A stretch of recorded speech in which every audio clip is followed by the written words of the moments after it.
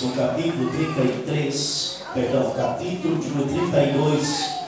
Abre a sua Bíblia, nós vamos ler a palavra de Deus. Deus vai falar conosco. Eu quero falar hoje sobre a liberdade na área da moralidade, a área moral da vida, né? Nós vamos pregar aqui uma mensagem, meus irmãos, futuramente, falando sobre a metamorfose. Mas eu não vou hoje pregar essa mensagem porque a gente não trouxe os bolsos para cá e também não vim preparado para pregar ela, mas eu vou pregar uma tese, um tópico dela apenas.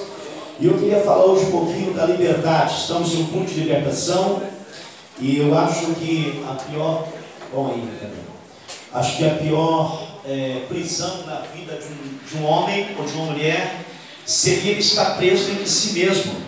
Seria ele começar a olhar para todas as pessoas, ver que as pessoas conseguem conquistar, e ele tem capacidade, não consegue conquistar, e ele começar a dizer: puxa vida, será que eu sou diferente de todo mundo?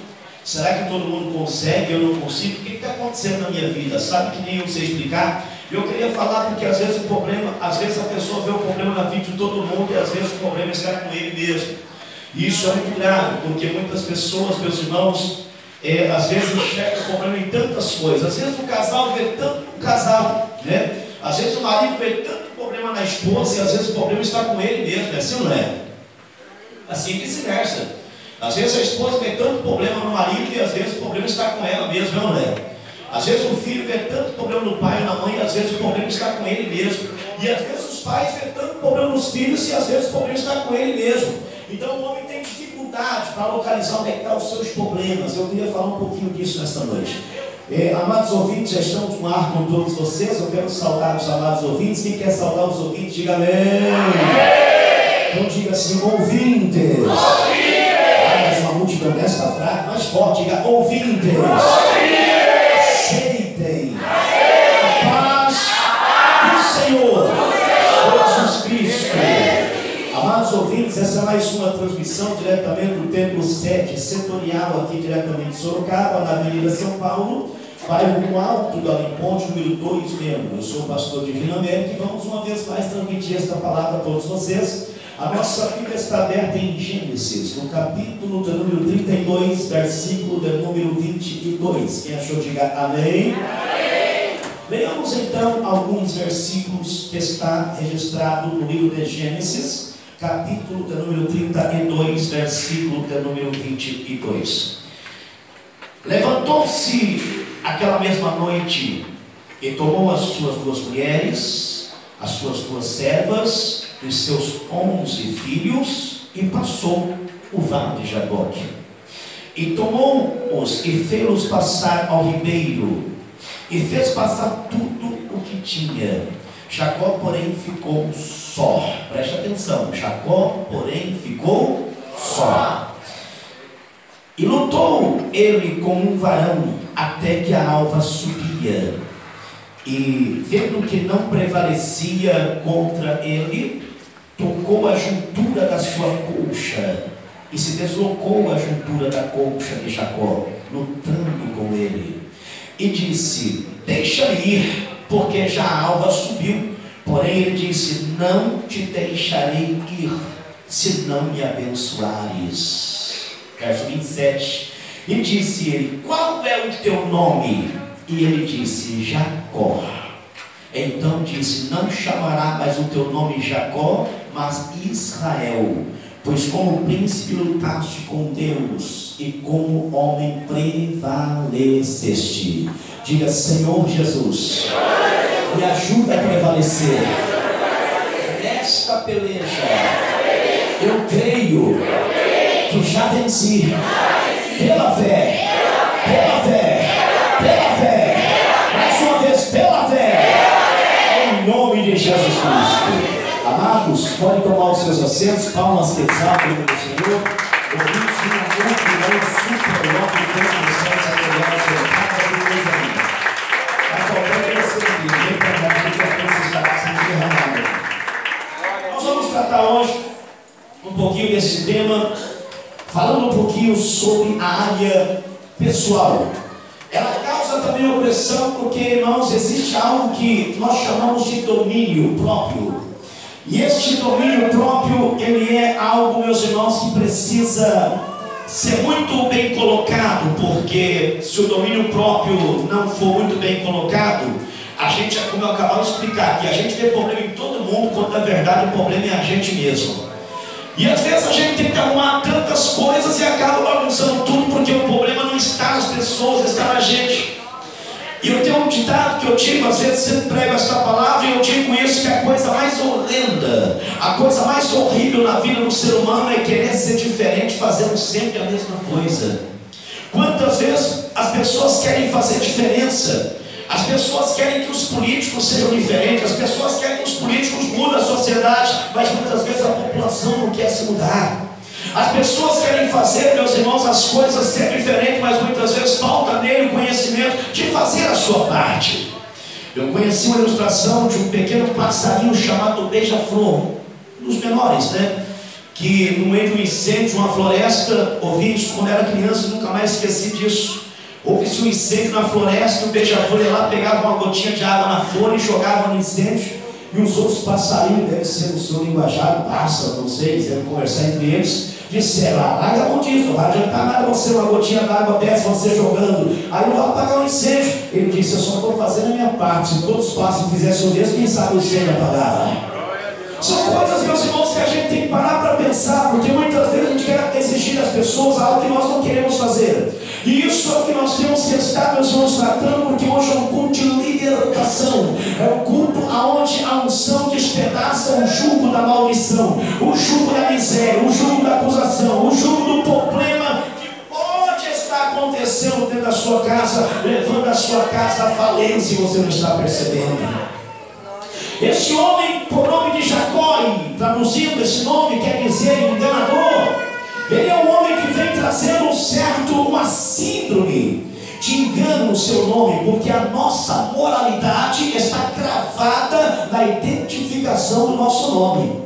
Eu vou dar um nome fantasia aqui. Suponhamos que o homem chama Bartolomeu, e o Bartolomeu é desonesto. Quando o Bartolomeu aponta lá embaixo, alguém já fala que lá vem o Bartolomeu que enrola os outros, já vem o enrolão. Às vezes nem fala Bartolomeu, já fala logo enrolão, né? Já vem o caloteiro, já vem o enrolão. Quando Bartolomeu aceita Jesus, se converte a Cristo Jesus, corta os reparos da sua vida que está em excesso, levando ele a sua moralidade abaixo, ele se converte a Deus, ele aponta lá embaixo, alguém fala: lá vem o servo de Deus, lá vem o profeta, lá vem o pastor, lá vem o homem cheio da presença de Deus. As coisas mudam, as coisas mudam, porque o homem também quer mudar, mas se o homem não quer mudar, as coisas não vão mudar. Deus não se envolve nas nossas decisões. Quando Deus deixou Adão e Eva no jardim bonito, lindo, maravilhoso, e disse aos dois: ó, aqui tem duas árvores, uma da vida e uma do pecado, da morte. Não coma desta árvore, porque morrerá. Quando Eva foi tentado a volta daquela árvore, quando Eva tocou naquele fruto, se Deus envolvesse nas nossas decisões, imediatamente Deus tinha descido como um raio de luz, ou mandado um anjo: desça lá e interrompa aquela ação. Deus não desceu. Sabe quando é que Deus veio procurar? Quando eles já tinham caído no pecado, estava escondido com vergonha de Deus. A decisão deles foi um pecado, a decisão deles foi errar contra Deus. O homem é dono de suas próprias decisões. Nós temos que tomar cuidado com as nossas decisões, porque Deus não vai ser culpado porque nós queremos ser culpado. Deus não vai ser infiel porque nós queremos ser infiel. Mas a Bíblia diz que se nós formos infiel, Deus permanece fiel, porque não pode negar a si mesmo.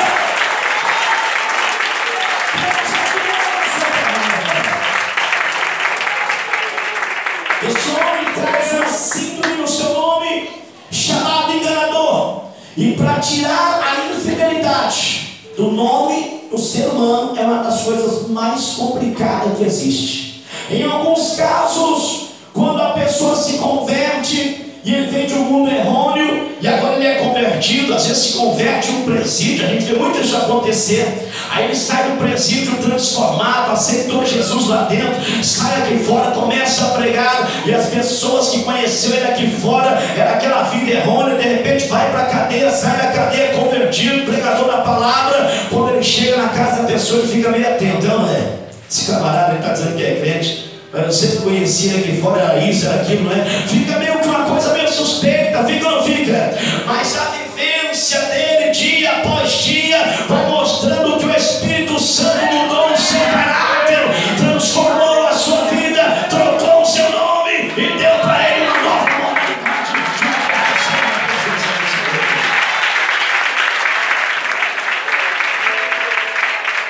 O homem tem nome na praça, não precisa ter nem cartão de crédito.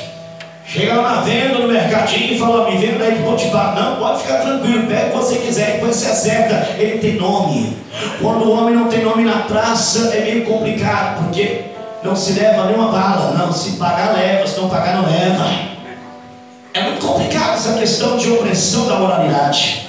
E nós vemos hoje, meus irmãos, que não atingimos somente ao ímpio, ao homem que vive no pecado, nas coisas erradas, mas também muitos crentes que perderam a sua moralidade. Pessoas que perderam aquele afeto, aquele amor que eles tinham pelo nome de Jesus Cristo, que era identificado por isso. E isso é um tipo de opressão, e eu queria tratar um pouquinho disso hoje. Porque esse homem, por nome de Jacó, ele vai, cumpre todo o processo da terra do teu sogro Labão. De repente ele se enriquece muito lá e ele quer voltar.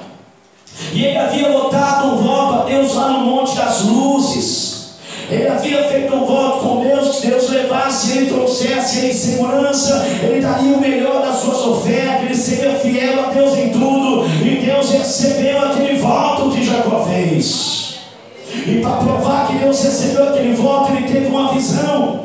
E ele viu uma escada que descia do céu e batia na terra. E os anjos desciam e os anjos subiam. Ele diz: este não é outro lugar senão a porta do céu. Quem crê neste lugar está cheio de anjos.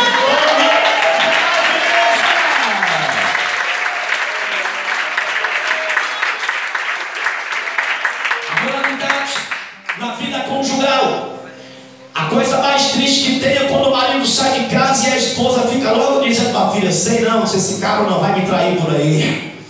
Quando ele chega em casa, a esposa olhando, pergunta: onde é que você estava, cara de pau? Estava fazendo o quê? Às vezes estava trabalhando, estava na casa de um amigo. Mas para ela, já porque quebrou-se a moralidade, quebrou, isso precisa ser quebrado. Isso é coisa que não presta. Crente tem que andar na paz de Deus, crente tem que andar na confiança de Deus, crente tem que andar como crente, viver como crente, falar como crente, sentir como crente, enxergar como crente, ouvir como crente e dizer e falar como crente. Está na presença de Deus.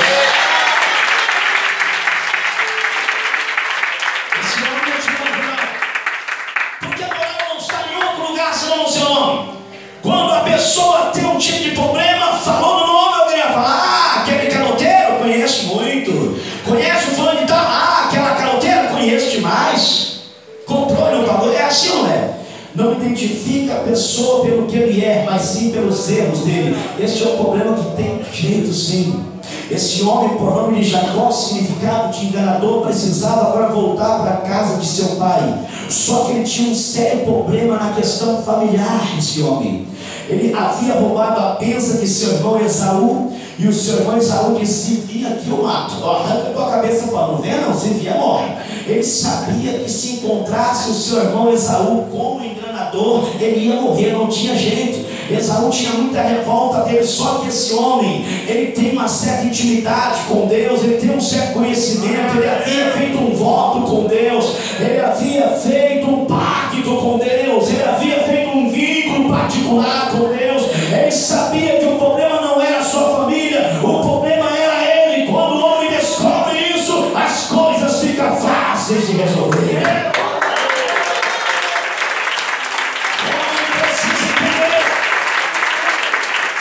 Nem sempre tem razão em tudo. É por isso que uma briga de casal às vezes acaba em divórcio, porque todos querem ganhar razão. Não, ele está certo, eu estou errado. Ou seja, eu estou certo, ele está errado, ela está errada, os dois estão errados. Quando um não quer, dois não brigam. Se os dois não parar, vai afundar o barco. E o pior de tudo é que os dois estão no mesmo barco. Vai haver divórcio, vai haver separação de bem, vai haver um estrago na família. Os filhos vão sofrer, vai acabar tudo. E depois vai ficar chorando para os lados. Eu perdi tudo, não é que perdeu, é que faltou ser humilde e reconhecer que estava errando e precisava se humilhar. Tem que ter uma moralidade espiritual na sua vida que leva você aonde você quer chegar.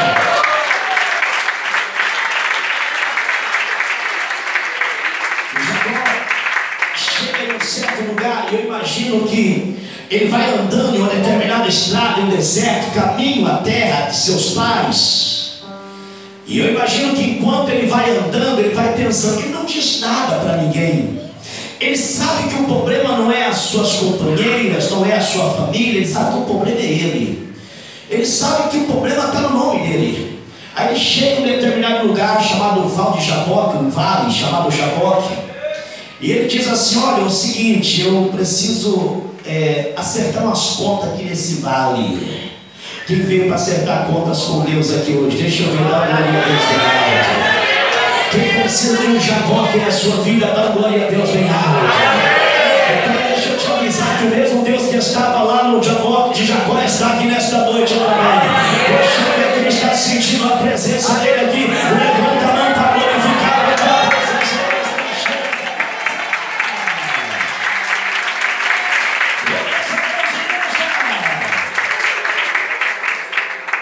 A Bíblia diz que esse homem disse às suas companheiras, à sua família, eu vou entrar nessa reunião e vocês não vão vir comigo, porque o problema não está em vocês, o problema está em mim. Que lição de moral.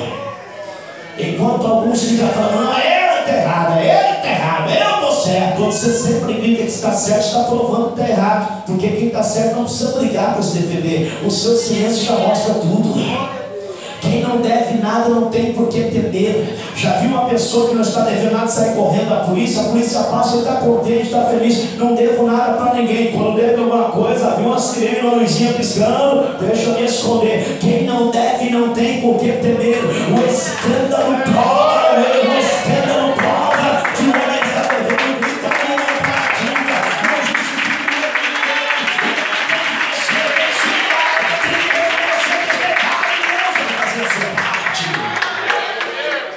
uma igreja, e eu sou pastor há mais de 25 anos de igreja, uma igreja não daria tantos problemas à vida pastoral se houvesse reconhecimento nas pessoas. Quantas reuniões, meus irmãos, que quase chega a sair pancadaria, quando quase chega a sair xingamento na sala de um pastor, porque todo mundo quer ser dono da razão e acaba ninguém sendo dono de nada.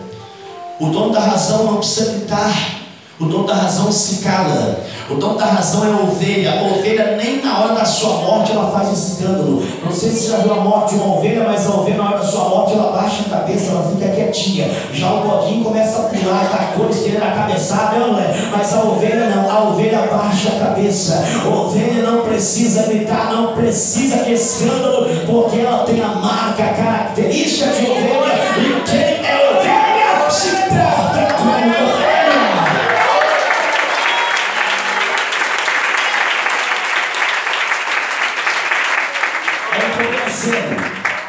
Isso gera opressão, e essa opressão tira as pessoas da igreja, porque ela passa a ser insatisfatória, ela passa a ser insatisfatória com tudo. Para começar, ela não se agrada com pastor nenhum, porque todo pastor que chega para ela tem um problema, porque ela quer um pastor que aceita o erro dela, mas nenhum pastor vai aceitar o erro dela, então todos os pastores vão ter problema com ela. Pastor é bom demais, ele não presta, isso é muito bom, isso é uma boca aberta. Se o pastor é ruim, esse é livre, você está endemoniado. Se é mais ou menos, esse é uma boca aberta. Não tem pastor bom. Pastor que é bom não vem para agradar homem, vem para agradar a Deus. Pastor que é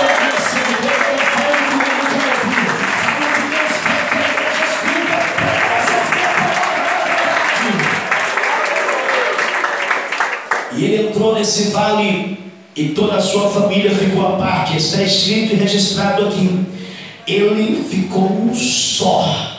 Tem coisa, irmão, que você tem que resolver a sós com Deus. Tem coisa que você tem que reservar, nem que seja um cantinho lá dentro da manhã, de porta fechada, lá no cantinho do seu quarto.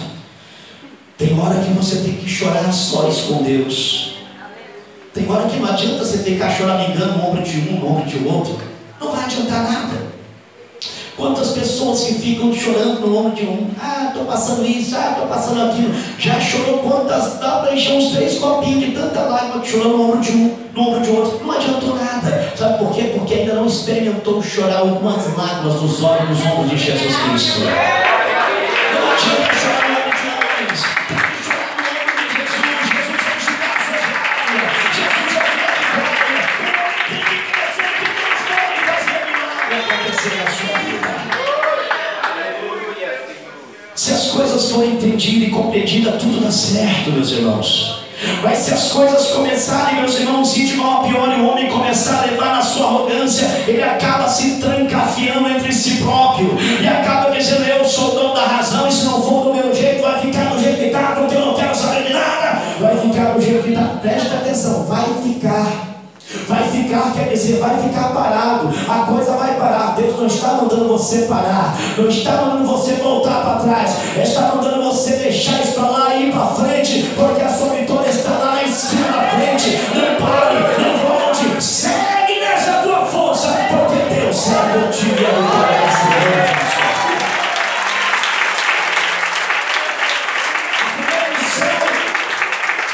Esse homem dá para nós é porque ele entra a sós. Ele não faz como Adão fez. Note, Adão, quando Deus vai lá no jardim, diz: Adão, cadê você, Adão? Estou aqui, Senhor. Aqui aonde? Estou escondido. Por quê? Pequei contra ti. Pecou contra mim, Adão. Deus já sabia tudo, mas Deus faz perguntas para saber, né? Deus quer que você responde. Sabe o que Adão faz? Não, Senhor, é que eu estou aqui com a minha esposa. E tem um detalhe, hein? É a mulher que o Senhor me deu, é ela a culpada. Adão transfere a culpa. Que nada, rapaz, tu pegou porque você quis. Ela fracassou, você fracassou mais que ela, porque você é o cabeça da casa. Você deveria ter dominado a sua mulher, deixou ela sozinha lá com a árvore. Você deveria estar com ela. Muitas pessoas, meus irmãos, transferem a culpa, quando na verdade ele é o culpado número 1. Se as pessoas soubessem reconhecer o quanto ele era falho, a sua vida espiritual mudaria de estação. Tem pessoa que Deus não pode abençoar ele, porque toda vez que ele vai orar, ele fala: Senhor, é a luta que eu estou passando. O Senhor está vendo aí, eu não mereço nada. Se não merecesse, eu não estava passando. O homem está passando porque merece. O homem só pode colher aquilo que ele planta. Ninguém vai colher aquilo que ele não plantou. Está na Bíblia. Tudo que você plantar, você vai colher.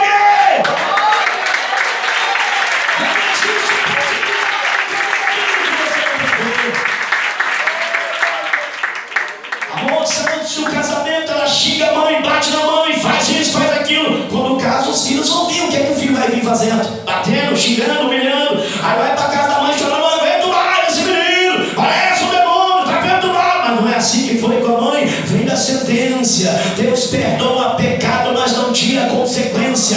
Tem que aguentar carregar a cruz que você colocou nos ombros. Não quer colocar uma cruz como essa? O conselho é: vai pro Val de Jabó que diga: eu sou enganador, eu sou falho, muda a minha vida, porque Deus vai mudar a sua vida e as coisas vão começar a dar certo.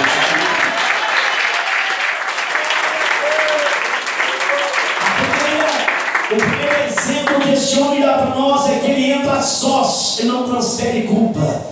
Ele não leva a mulher com ele, não. Tinha duas, ela pelo menos uma, ele fala assim: ah, o senhor sabe, essa mulher lá tem é complicado o negócio. Não, ele não leva ninguém, não leva filho, não leva nada. Ele entra a sós. Eu vou resolver com Deus o meu problema. E quando você resolve o seu problema com Deus, Deus começa a ver que você está interessado em mudar. Aí o Espírito de Deus começa a se aproximar. Se Ele está interessado em mudar, eu estou 1000 vezes mais interessado em abraçar Ele. Se Ele está interessado em abrir a porta, eu estou muito mais interessado em entrar, estar com Ele na tua casa, servi-lo, encher a sua casa, e a sua casa será uma bênção.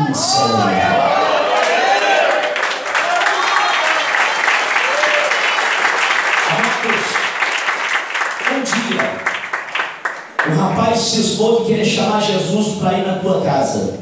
Esse moço tinha um sério problema. Esse moço, ele era escravo, ele era oprimido mesmo. Tinha muitas coisas que não prestavam na sua casa. E disseram para ele que Jesus, quando chegava na casa do homem, mudava tudo. O diabo não entrava mais. Um dia ele encontrou Jesus em lugar e disse: mestre, eu queria convidar o senhor para ir na minha casa. O senhor pode ir? Jesus: claro, convidou, eu vou. Jesus foi, chegou lá. Ele limpou toda a sala, pegou toda a imundícia que tinha na sala, colocou lá para os quartos, para os quartinhos, afundou na cozinha as bebidas, as drogas, as coisas que não prestavam, tudo afundou tudo lá para o canto e deixou a sala limpinha, que é onde Jesus ia entrar. Jesus chegou na porta da sala, a sala limpinha, o sofá, os tapetes, tudo limpinho. Jesus sentou no sofá e disse: me disseram que quando o senhor entra na nossa casa, o diabo não quer entrar, né, Senhor?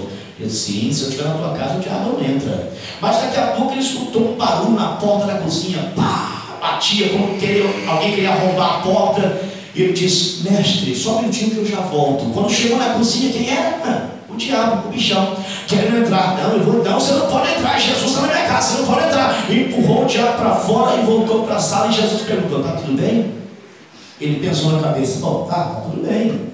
Mas pensando, o senhor está aqui, se é Jesus, o diabo não vai entrar, então está tudo bem. Mas daqui a pouco lá na janela do quarto, quem entrar de novo, ele vai lá, é o diabo querendo entrar de novo. Ele fica indignado, volta a passar e fala: ô Jesus, deixa eu fazer uma perguntinha para o senhor. O senhor disse que se o senhor entrar na nossa casa, o diabo não entra, é verdade? Jesus: não, se eu entrar na tua casa, o diabo não entra. Então o senhor não é Jesus. Mas por que eu não sou Jesus? Porque o senhor está na minha sala e o diabo já tentou entrar na cozinha, empurrei para fora, agora tentou entrar no quarto e eu empurrei e o diabo disse: como é que pode? Jesus: eu não estou na tua casa, eu estou na tua sala. Eu não entrei na tua casa. A casa é o quarto, é a cozinha, é o banheiro, eu só estou na tua sala. Deixa eu entrar na tua casa para ver se o diabo vai entrar. Aí é esse negócio. Então peraí, foi lá e limpou o quarto, limpou a cozinha, limpou tudo, limpou a casa toda, até o banheiro foi limpo, limpou tudo. Aí Jesus foi no quarto, Jesus foi na sala, Jesus foi na cozinha, tomou um cafezinho quente, Jesus foi ao banheiro, Jesus foi em todas as áreas. Aí o diabo vem aonde? Sabe aonde? Vem na porta da sala. Aí o diabo bate na porta, quer arrombar, ele vai atender. Não, agora deixa que agora eu atendo. Agora eu estou na tua casa. Jesus abriu a porta, o diabo diz: ei, errei a porta, nunca mais eu volto aqui. Se Jesus entrar na tua casa,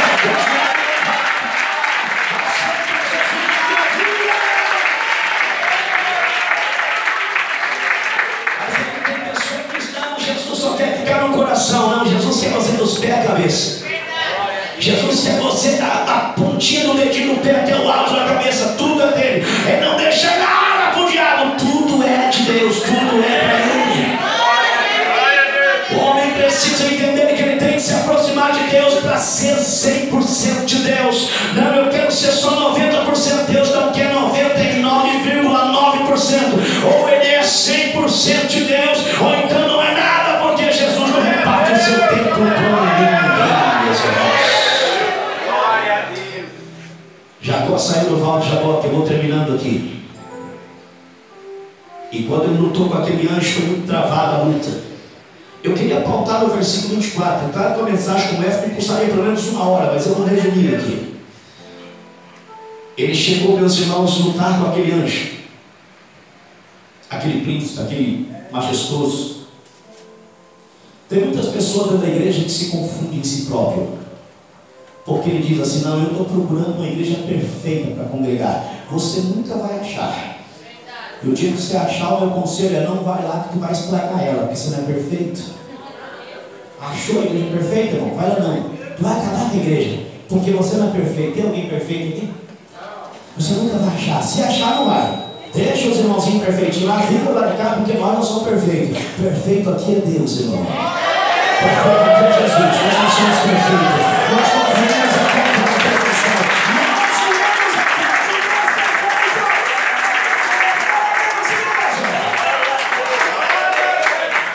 Então, ficam dizendo, não, mas eu estou passando uma luta muito grande, mas tu veio para passar a luta mesmo. Não, mas aqui não pode acontecer isso. Pode, é aqui que o diabo está lutando, meus irmãos.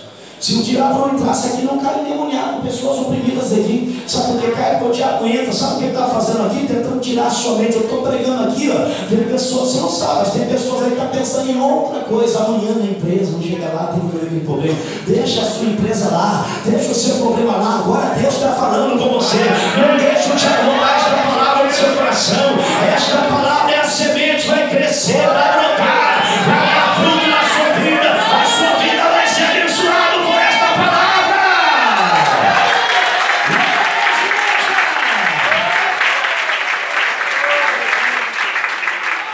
A Bíblia diz que ele lutou tanto, chegou a hora que ele cansou tanto, mas ele não largava. E aquele anjo, me solta, eu tenho que largar.